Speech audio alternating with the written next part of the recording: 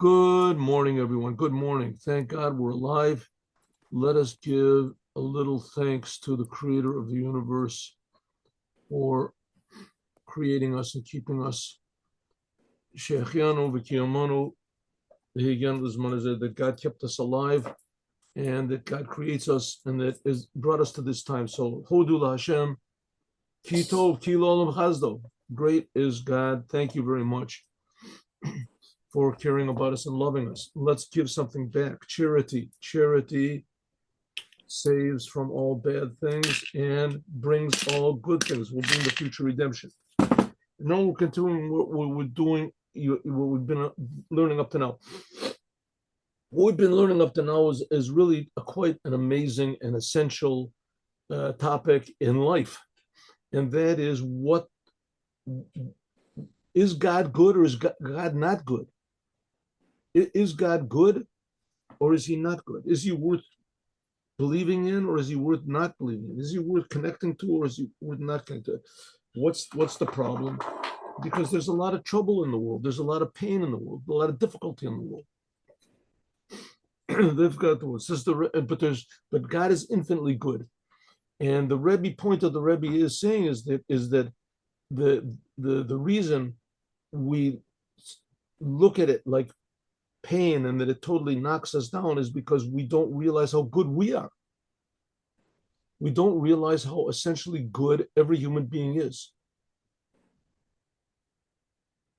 And in order to reveal this good, we have to experience a challenge. And I know I brought this example 1,000 times, but I don't even know really if it really is true. But the example of the 90-year-old grandmother that weighs like 100 pounds, and she hears suddenly screaming coming from her backyard, and a car which was on a jack has fallen on the leg of her or whatever of her grandchild, and she runs out and lifts the car up, and the baby is able to crawl out, or she lifts the car up with one hand, takes the child out with the other. I don't know if that story is true, but there certainly are ample examples of heroism in the world. There was once a whole series I remember I watched, Medal of Honor, all these soldiers that got medals of honor. And of course, they're just one of, they're only the ones that were recognized and the ones that came out alive. But under times of pressure, times of difficulty, and suddenly there comes out heroism. But now I've seen on YouTube and these things, there's good stories instead of bad stories, right? They have all these terrible stories which are, that makes news. How to say, but dog bites man is no big deal. Man bites dog is a big thing. The worse things can get, and the more bloody, so people get interested in it. But the fact of the matter is that a lot of times we see stories that are really inspiring about people that took an orphan that was in the time in America where there was tremendous racism, and there was a black child that was rejected by everybody. Nobody wanted her. The child had problems with health and this, and someone adopted him, and that child became a Harvard graduate, whatever it is, a doctor, a lawyer, or someone famous. I mean, these stories, how heroism is brought out, how kindness is brought out, how love is brought out from someone, how the courage is brought out. The person becomes suddenly a hero. From what? From difficult situations. Says the Rebbe, we are all heroes. We're all heroes. The world is a difficult situation, and we're heroes, but we don't know it. And when we meet the challenge of the world, and a lot of times God puts on us terrible challenges, but when we meet those challenges, we become heroes. And just like I say, I watched this whole series. I guess there must be many more of what was it called, Medal of Valor or something. It's like 10-minute interviews with people who received the Medal of Honor. The soldiers received the Medal of Honor in America, and all of them say the same thing. I don't deserve it. There's the men who died they were real heroes. They were real heroes. They were greater heroes than me.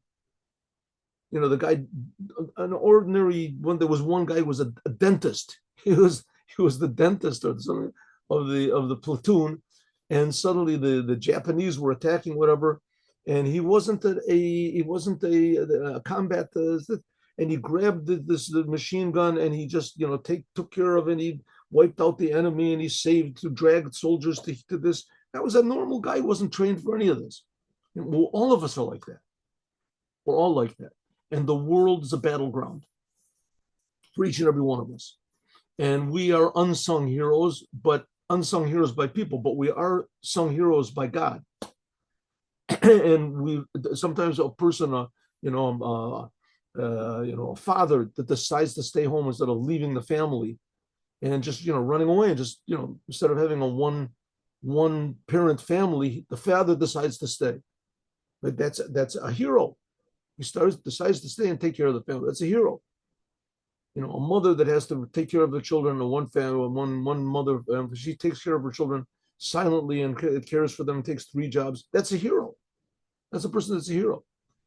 Even a person stands up and gives his seat to some woman on a crowded bus, that's a hero.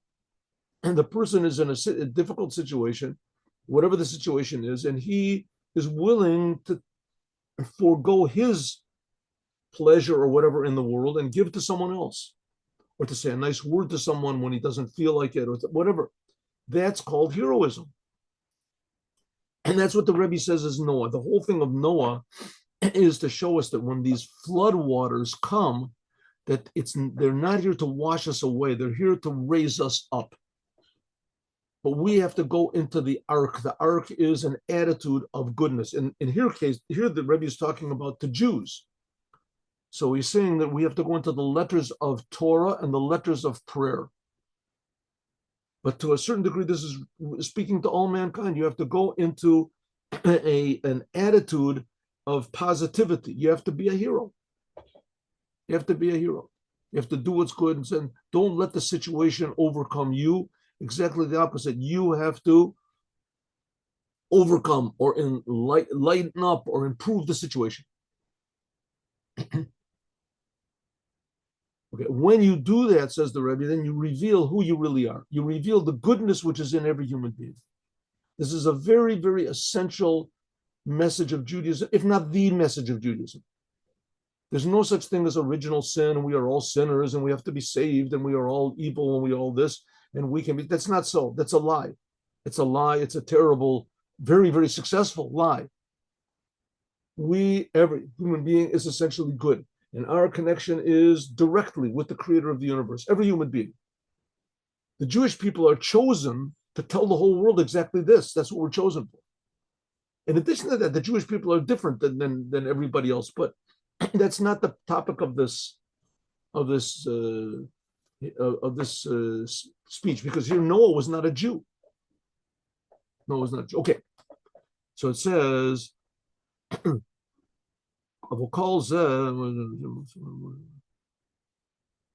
okay, then afterwards, by means of prayer, that we didn't talk about that. That's another thing. When a person is in a bad situation, so one way to get out of it is by prayer. Prayer. 1 second. Okay. I forgot to mention that. Prayer is something that's always accessible to everyone. It's a life raft, or a life, whatever it is, a life saver that's available to everybody, no matter where you are. Right? A Jew is found in the lowest, worst situations. So we have the Jonah and the whale. That's pretty bad. I mean, I think you've been caught in a whale. Someone told me that there really was such a thing like that. That there really was such a person, that they caught a whale and they cut the whale open. It really happened. I don't know what really happened. They said that it's documented that they cut a person open and they cut a whale open and there was a live person inside that he would swallow someone up. Could be. I don't know. In any case, it definitely did happen, because it's written in the prophecy of Jonah. Which the prophecy of Jonah is very strange, because it's just one chapter, and you don't really see what the prophecy is. Look at the book of Jonah. We read that in Yom Kippur. So here the Rebbe is saying what the prophecy is. Even if you find yourself in the belly of a whale and it's totally dark and it's great. What did Jonah do? He prayed and God answered his prayers. And it's the same thing with each one of us. Suddenly you say, listen, God, I'm in this bad situation. There must be some way out of it, some good point. If the good point brings us to do nothing other than pray, connecting to God, that's already heroism. A normal person would say, again, I'm in the belly of a whale. It's a sign there's no God. If it was God, why would he do such a thing like that? Put me in a belly of a whale. What benefit can there possibly be from that? Right? Where's the godly message over here? So we see that there is, if nothing other than to pray. And therefore, when we do pray, as God answers the prayers, that's like the Noah's Ark. But all of this that we just finished talking about, this is what's called the lower Shabbat. Remember we said Noach in the beginning of this week's Torah portion. It says 2 times Noach. Eila told us Noach, Ish Tzaddik, Tamimoya. It says these are the generations of Noah. Noah was a pure tzaddik, pure holy, but it was a person. Noah. It could have just said Elu told us Noah is tzaddik. Noah, why 2 times? Because it says it's hinting here at 2 types of Shabbat. Just like Shabbat comes after 6 days of work. 6 weekdays of work, in which the 6 weekdays, when we're working, we don't see God so much, and we don't feel God so much, and we just have to sort of take ourselves out of the situation and force ourselves to be a hero. That's what then after that comes Shabbat, but that's called the lower Shabbat. Yesh od bechinet Shabbat. There's another type of Shabbat, and that's really what we're working toward over here. What the Rebbe is trying to adapt our paradigms, our way of looking at the world, our cosmo-conception, our way of looking at the world. How is Shabbat Ilah? There's the upper Shabbat. What's this upper Shabbat? Where God does the work. Shehu Mashi. That's what's going to be in the future. Shenikra Yom Shekula Shabbat. It's called the day that's all Shabbat. According to this, there's 6 days of the week, and then Shabbat we feel. And then there's the 6,000 days of creation. And after that, we get a big reward. Shezeu Asher Nishbati Ma'avar Me Noach Od Ala Oretz. That's what it says. What was the prophecy of Yoel? I promise, God said, I will never bring the waters of Noah anymore on the world. God promised, I won't bring the waters of Noah anymore on the world. You have to have a prophet to say that. This is a prophecy made like in the middle of the first temple. In the first temple. And the story of Jonah, that was like what's at least 600-700 years before that. One second, what am I saying? I'm sorry. I'm sorry. The prophecy of Jonah was 600-700 years after the flood. God promised Noah. There's never going to be a destruction of a flood. There's never going to be any thought of, I'm never going to destroy mankind again. For sure, not a flood. So that was already promised to Noah like 600-700 years before that, right? Noah was 300 years before Abraham, and Abraham was at least 3. I mean, this is like 1,000 years before. Abraham was like 400 years before the Jews got out of Egypt, and then they got out of Egypt. This is in the middle of, so this is like 1,000 years. So God promised Noah 1,000 years before he promised, was the prophet Yoel, was it? Prophet Yoel, that I'm never going to have another flood in the world. So he says, no, what God promised Yoel, that I'm never going to make another flood. He was talking about the flood that we're in now.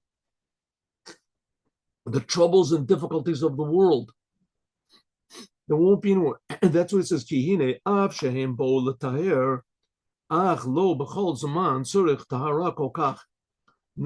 even though that they came to purify themselves in the time of the flood, but not all times will there have to be this purification on our part.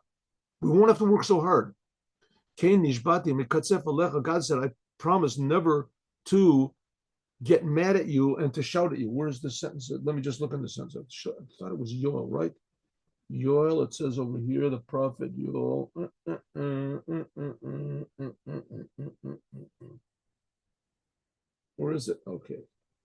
All right, I can't find it right now. Anyway, I think it was the prophet. Okay, so God said, sorry, I'm looking at the wrong page. The wrong page. Wow. God said, I promised I'll never bring this flood on you again. Oh. Here we go. One moment. One moment. I'm sure it said it over here somewhere. Okay, I can't find it.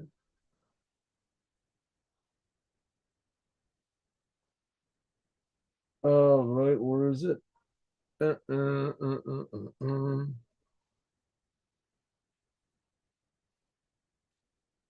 I'm sorry, it is not. It is in Isaiah. It's Isaiah 54. Isaiah 54. But the dates were right. Okay, so God said there's going to be a time where you won't have to have me. You won't have to have these. Won't be necessary to have a ark and prayer and Torah and commandments in order to avoid the troubles of the world, because there won't be troubles in the world. Avshem, even though we explained it, but means of the troubles of the world, Mayim Rabim, these turbulent waters, the trials, tribulations, frustrations, confusion of the world. By overcoming them, you reach Shabbat, even though we said that there's, by means of the darkness of this world, by overcoming it, we become heroes, because there's a better type of light, we said. We reveal who we are. That we come to love God with all of our being. We see how precious and valuable God is. We really feel that we are being created, that there is a creator who's creating us all the time and loves us from pure love. And that can only be achieved by means of going through the trials and tribulations of this world, by taking a proper attitude in this physical world now, while we're still alive, we're talking about. But nevertheless, there's another type of love. There's another type of great love which comes from above, which is much, much above than the type of love which comes from this water. This is what it says, this is what King Solomon is referring to when it says that God, your right hand will embrace me. This type of love will be revealed only in the future. Like it says in Isaiah Nundal, this is a continuation of the same sentence. Because the mountains will move, and the high places, whatever, the hills will all tremble, whatever. But my love for you will never stop. This is what God is saying to the Jewish people. Ubrit shlomi lo timot, and my covenant of peace will never stop. This is a new type of kindness, a new type of love, ahava rabbah, a tremendously high love, ahava rabbah, of God, haba milamayla, which comes from above. Liyot to be yaminu techabkeni, your right arm will embrace me. We will feel the beauty and the love of the Creator. That's what it means. Gava ma'od, very, very high. Shebechinet bakol meodecha, bechinet gavo. It will be tremendously, tremendously high. This is something like nowadays. It could be that the media in Israel is trying to keep this quiet, because you don't hear very much about it now. But in the beginning, at least, when they got out these prisoners that had been kept by the Hamas in captivity. So first of all, they were always in the threat of death, because they saw that the Hamas people were just raping and murdering and killing, and they burned babies in ovens. And they pictured, there's pictures, the movies of it. The Hamas was very proud of it. And so these people, they were in the hands of much worse than animals, right? Much worse than animals. Just a really terrible, disgusting look. And now these people, amazingly, they got out. They never thought they were going to get out, and they'd been starved there, and they'd been beaten and everything. And all of them come out, and they all say, and these were all non-religious Jews that went in. They were non-religious Jews. A lot of them were even anti-religious Jews.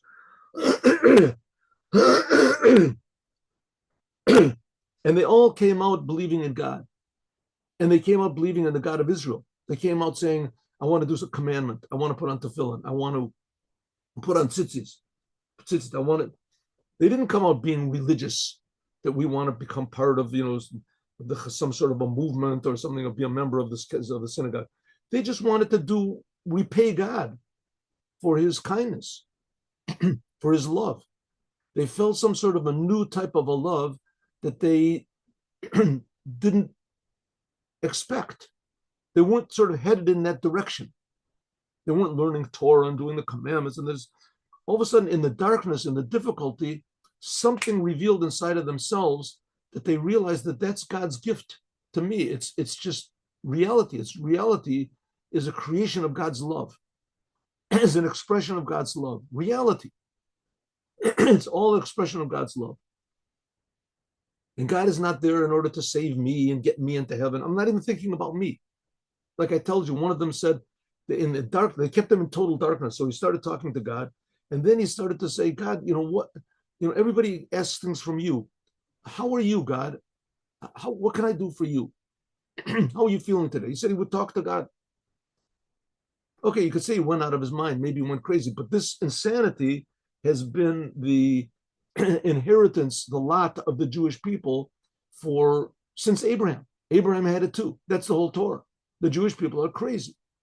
The Jewish people are crazy. What does it mean they're crazy? It means that, they don't act normal like everybody else in the world. Everybody else in the world says, who cares? They think about themselves. And that's a normal person, right? But the Jewish people, they think about God. There's this big movement now in America. It's really quite amazing. No kings, no kings. Well, God is a king. We say it 100 times every day. Melech olam, melech olam, melech olam. God, you are the king of the world. You are the king of the world. You are the king of the world. We say it every day. And that's the best type of a king you could possibly have. And that's why we have to have great leaders to show. That's what Moshiach is going to be. He's going to be a king Moshiach. Melech Moshiach is going to be a king. He's going to represent it. So the world screams out, no kings. We don't want to have any kings. No king. I'll do what I want to, right? I do whatever I myself. That's it. I call it the Popeye syndrome. You ever see a Popeye cartoon? I am what I am, and that's all what I am. That's what he said. Popeye said, I am what I am, and that's all. Popeye the Sailor Man, I am what I am, and that's all what I am. That's what you see. That's what there is. There's no more to it. Right? I do what I want to, but the Rebbe is trying to say, no, it's not so. That's what the world tells us. That's what the world tells us. But our soul tells us something different. And a lot of times the soul can only be revealed by defying the world.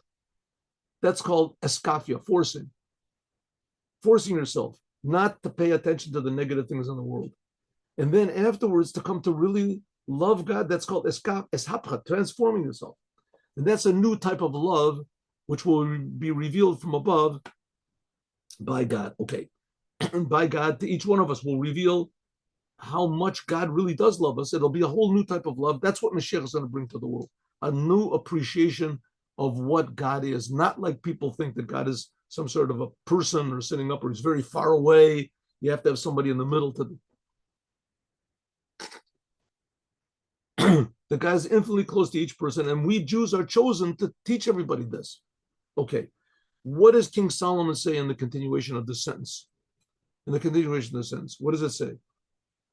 If a person gives all of the riches of his house in love, buz yabuzulo, it will be, how do you say, rejected. Like I said before, the book, The Song of Songs, is a book which has no simple meaning to it.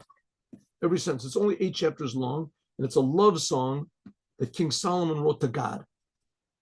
A love song that God wrote to God. That King Solomon wrote to God. And this is like right near the end, the sentence over here. Let's see if I can find where it is. I think it's chapter 8, sentence 6, right? Is that right? That was what he said before? Chapter 8, sentence 6, is that right? Yes, no, chapter 7, 8, 7. So let's have a look over here. Let's have a look. Let's see. Song of Songs. The problem is a lot of these things, if you do it in English, It comes out from the church as well. So let's see. Song of Songs 8:6. Okay, let's try it. Ready, go. Yeah. Song. Oh, place me like a ceiling. Nah, it's that. Oh, I'm sorry. 8:7. It's supposed to be 8:7. Yeah, yeah. I made a mistake. I made a mistake. 8:7. It's supposed to be 8:7. There we go. All right, ready? Many waters cannot. All right, that's good. Okay. Many waters cannot quench love. Rivers cannot sweep it away. If one were to give all the wealth of one's house for love, it would be scorned. Oh, not bad. Okay, that's not bad. It would be scorned. What is it talking about? What type of water would quench love? What does that what does that mean? Right? You love your children, you love your wife, you love your home, you love your country. Water cannot wash it away. You can't want. And it kind of quench love. You quench a fire, you don't quench water. You quench a fire, you can't quench love. What does it mean? Rivers cannot sweep it away. If you would give all of the wealth of your house for love, it would be utterly scorned. Now, there was a song like that, Can't Buy Me Love. Is that what this means? Let's see. Let's see what it means. Obviously, it does not mean that. Okay, so we've talked about here. We're talking about there. Many waters cannot quench love. What's going on? Why does this keep popping up all the time? Okay, many waters cannot put out love. Rivers cannot sweep it away. We just said that. The many waters and the rivers, that's talking about the troubles and the difficulties of the world, and it cannot overcome the love that every person has for God. Right? Especially the Jews. We're talking about the love that every Jew essentially has for God. We just explained that last few days. If you were to give away all of your wealth of your house for love, it would be scorned. What does that mean? Let's see. If a person would give all of the love, the riches of his house for love, it would be totally scorned. We explained above how it is. Shemayim Rabim, that the turbulent waters, the troubles, the tirdos of parnasa, of getting along in the world, especially obtaining the wherewithal to have food on your table and a house to live in, etc. The Naharot and the rivers, that these are also your thoughts about physical things, the negative thoughts you have and the confusion that you have in the world. This is called Narot, the Naidiv Uzli, that push you, sweeping, how do you say, sweeping powerful flood waters.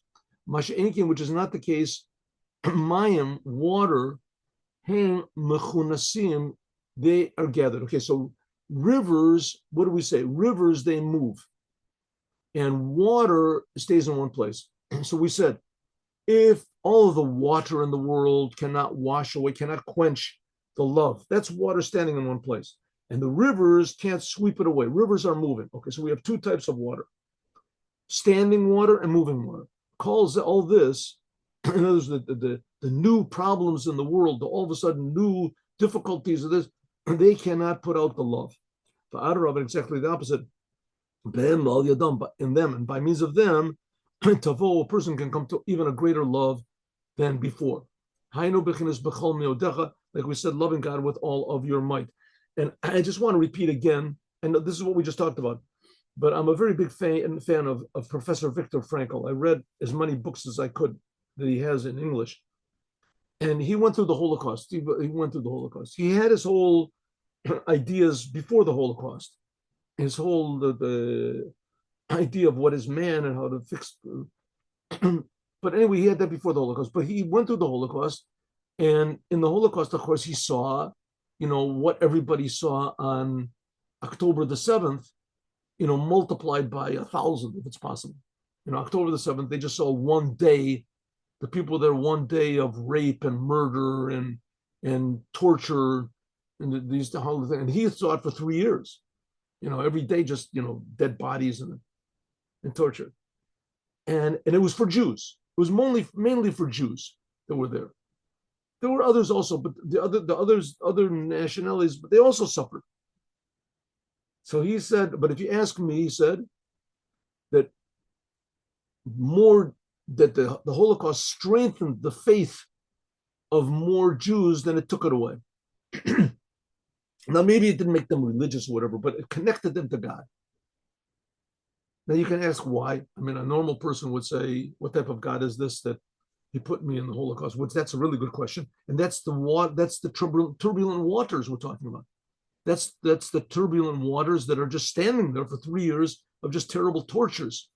And the rivers are, constantly changing, different guards, the jobs they had, the weird jobs they had to do, standing in the work in the cold. And, it was like, 0 degrees outside, and they had to work outside in just pajamas. They made them work every day, and they didn't give what to eat. And people want just that's off every day, something new.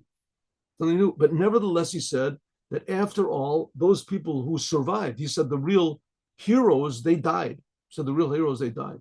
A lot of those that got saved were because they were capos or whatever it is. But nevertheless, he's a very intelligent man, a very perceptive man, and he said that if you ask me, that the Holocaust strengthened the faith of more Jews than it destroyed faith. People came out stronger. How? What did that? It doesn't make any sense. That's exactly the point. It doesn't make any sense. As soon as you try to make sense of the world, you try to make sense of the suffering in the world, you got problems. You have problems because it just doesn't work. And you pray to God, and God doesn't seem to answer. And the 3 years in the Holocaust, I'm sure he must have prayed, a little bit in the beginning when he went in. He wasn't a totally non-believing person. According to what his story of Viktor Frankl, that his parents were a little bit sort of religious. And he lived in Austria. So the Jews in Austria were very, how do you say, a secular to begin with. But I'm sure that he had a lot of unanswered prayers. And I'm sure that a lot of Jews had a lot of unanswered prayers. And a lot of Jews saw other Jews, religious Jews, that prayed and they died. So how can you explain that? So the answer is you can't explain it. It's impossible to explain it. But there's some sort of a truth and good that's hidden there that's above explanation. According to explanation, the whole thing is there's absolutely no reason to serve God, and that God is not good. And if he exists at all, how could something happen? But it's something inside of the soul, a point of heroism, a point that pushes a person to do and to think and to realize something higher than something good that can't be put out. That's what we said. That can't be put out. An infinite, unconditional good, which is found in every Jew and also in every human being. That, by the way, is like sort of the foundation of Chassidut, and also that Viktor Frankl revealed this. He realized this. Didn't reveal it. Therefore, it says afterwards, ish kol hon beito. Therefore, it says if a person will give all of the riches of his house, it will be scorned. Hon beito, what does it mean, the riches of your house? That's the wisdom of the Torah. Chain pirush tamia mitzvahs, and this is the reason and the explanation, the Kabbalistic explanation of the commandments. Shenimshach, which is drawn from God's wisdom. Like it says, Nar Yotzei Me'eden, like it says in the beginning of the creation, that there was a river of good, of wisdom that came from Eden, and it watered the garden. Eden is talking about like the essence of God. That's Eden. It says, that's like the raising of the dead. Eden, this is what's called God's Chachma. This is called Eden, and from this place of Eden, which is like from the essence of the how do you say, the existence of God, comes a river. This river of good, of life, of creation, of existence. This comes to water the Gan. What's the Gan? The Gan is 52. Nun is 50 and Gimel is 3. This is the 52 orders of the Torah. 52 orders of the Torah, chapters of the Torah. She'ein pirush v'tamya mitzvahs, that these are the explanation of the commandments. This is what's called became Gan Eden Elyon, Gan Eden Tachton. This is what's called the upper heaven and the lower heaven. Until it comes below, much more lower than God's wisdom, and that's called Reshit Hishtalshlut. That's the beginning of the physical creation. The Eino Orach Kalal is not compared to, at all to God's essence when it's in this world.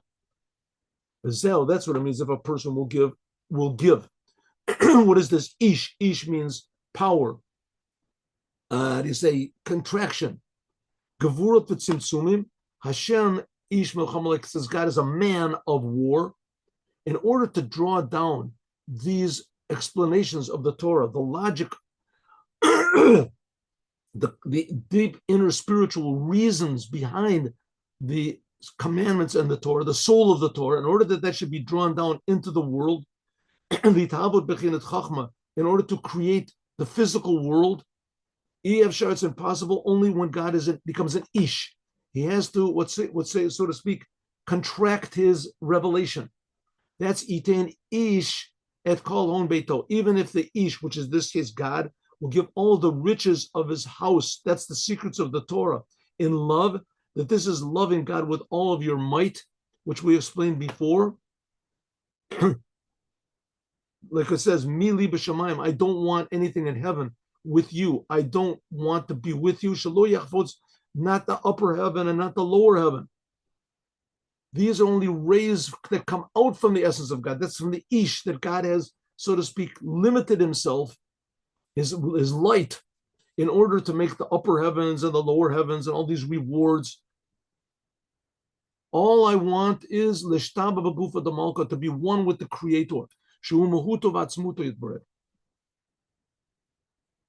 Therefore, all of the wisdom of the Torah and all of the tremendous revelations which are revealed in the heavens, there's the lower heaven and the upper heaven, that's what we get after we die if we're big tzaddikim, tremendous infinite pleasure and reality in God.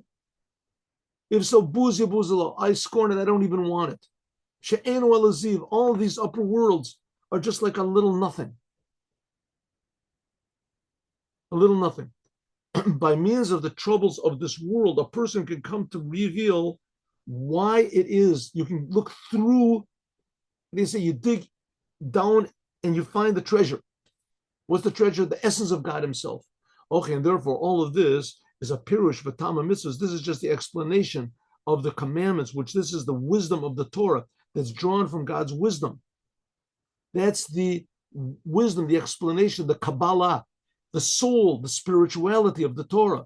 All of this is wonderful, essence, true. It's worth being in this world and suffering in order to go to heaven, but that's not the point. It's not the point, the reward that we get.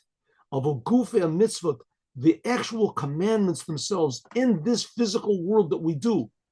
We're not talking about the Kabbalah behind that, and not talking about the spirituality and the godliness which is in the commandments, and the godliness which is in the Torah, which is infinite reality and infinite pleasure that's revealed in the lower heavens and in the upper heavens. Infinite, you can't possibly explain it. All of that is nothing. What's the main thing? The actual body, Maisa and Mitzvah, to actually be in this physical world and to actually do a physical commandment, that, so to speak, is repaying God. That's giving God pleasure. That's Ratzon Hashem Shalamayla. This is above any pleasures that we can possibly get in the lower heaven or in the upper heaven. Because the source of the commandments is tremendously higher than the Torah.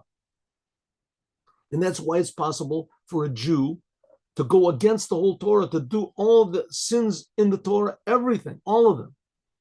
And nevertheless, if you come back to the essence of God and say, God, I'm sorry, I made a mistake. Please forgive me. God will forgive you. Because the essence of reality, the essence of what God is infinitely higher than the Torah itself. And don't think this is a small little thing, because we're saying that the lower heaven is more pleasurable than all of the pleasures of the world. You know what people do for the pleasures of the world? what the people are willing to do for the pleasures of the world, even little tiny stupid pleasures, right? To make $1 trillion. What's $1 trillion? It's like a little nothing. What people are willing to do for $1 trillion, for $1 billion, for $1 million, for $10, people are willing to do. Right? The people are willing to do for $10, for $15. There's places in the world you pay somebody $50, they'll kill somebody for you. They'll do the worst sins possible. The money, whatever the money, at least I'll get pleasure. That money is nothing compared to going to heaven, the lower heaven. That's nothing compared to going to the upper heaven. Says the Rebbe, the whole entire business with all these pleasures is absolutely nothing. Buzya buzulo. What's the main thing? Physical commandments. That gives God pleasure. God gets pleasure. Okay, therefore the essence of God is found only in physical things. This is impossible to understand. Like the rabbis say, Chakima baramiza, a wise person can understand a little sort of a movement. They used to be in America, in England, very, very popular. There was Sherlock Holmes. What was it? Arthur Conan Doyle, I think he wrote it. And his big thing was that he could look at things and understand, a little bit of evidence, a little sign of something. I think I know who stole the diamonds, who's this. A wise person can see from a little physical thing, he can understand tremendously things which no one else can understand. Says the Rebbe, that's what the commandments are. The commandments are little tiny physical things that hints at the essence of God. And similar to the commandments, the physical commandments, because the source of the commandments is very, very high in God's essence, therefore it's impossible that they can be, the essence of them can be revealed only b'tla shusam. The essence of God can only be in physical commandments. He notes techilas b'sofim because their beginning is in the end. And that's, by the way, the reason that these other religions that came to claim that they replaced Judaism, why they're so evil and so destructive, because they're trying to get the Jews not to do commandments. You don't have to do commandments anymore. All you have to do is believe in a person or whatever it is, go to Mecca or something, whatever, and that's it. And Jews were willing to give their lives totally, no explanation, not to stop doing the commandments, which I'm going to tell you a story when we finish. I'll tell you a story, and that'll be our story for today. As we're going to explain more, God willing, tomorrow. God willing, tomorrow. Okay. Commandments. Stop the share. Stop.